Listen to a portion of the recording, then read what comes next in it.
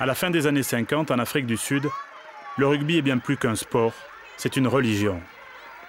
Dans tous les collèges du pays, les adolescents sont élevés dans la culture du combat. Ils rêvent tous de porter le maillot vert, frappé de la célèbre antilope. Dans un pays banni de toute compétition sportive pour cause d'apartheid, le rugby est une façon d'exister, de montrer sa force et ses certitudes.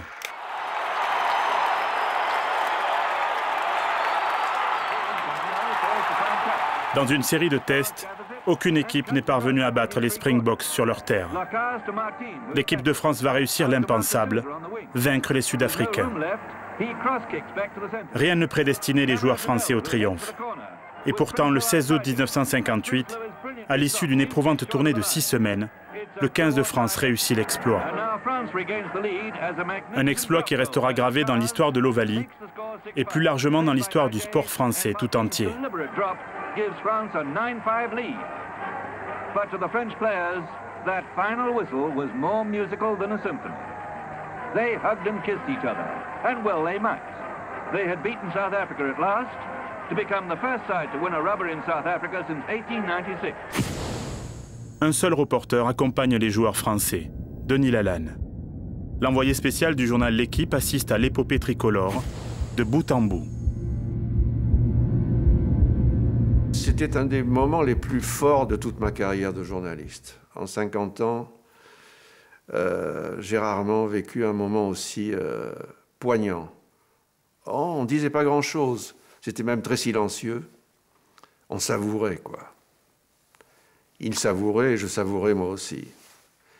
Là, à cette minute-là, j'ai compris qu'ils avaient vraiment écrit de l'histoire. Quelques mois plus tard, il publie Le Grand Combat du 15 de France. Un livre qui va marquer des générations de rugbymen.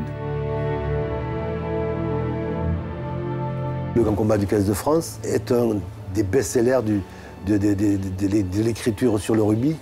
On a l'impression de vivre avec ces grands joueurs de l'époque. On a tous rêvé de l'équipe de France, du rugby, à travers le Grand Combat de l'équipe de France. Et tout le monde a lu ce livre et relu. Et pour nous, c'était magique. C'est pas une aventure commune que de partir jouer devant 100 000 personnes, un peuple que tu ne connais pas et qui est fort. Dans la grande histoire du 15 de France, l'équipe de 58 a une part particulière. La version moderne du Grand Combat, c'est les yeux dans les bleus. C'était ce dont on rêvait quand on était un petit garçon et qu'on aimait le rugby. Voilà, c'était ça. Et ça représente une aventure humaine exceptionnelle. Personne n'a jamais vu les images de cette épopée.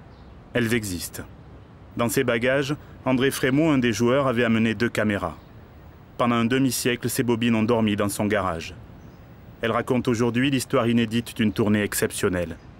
L'intimité d'une aventure humaine et sportive.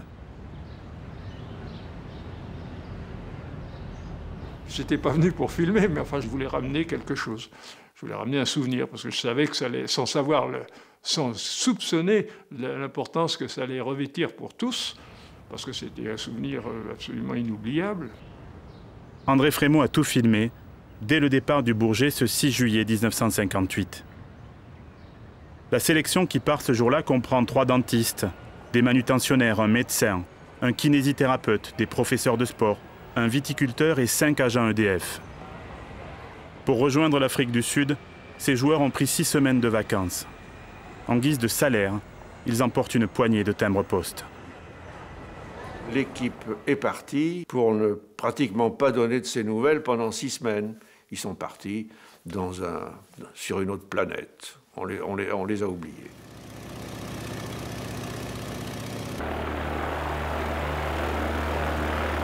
Il faut normalement 2 jours pour atteindre Salisbury, capitale de la Rhodésie, l'actuel Zimbabwe. Une grande aventure commence, elle sera pleine de péripéties.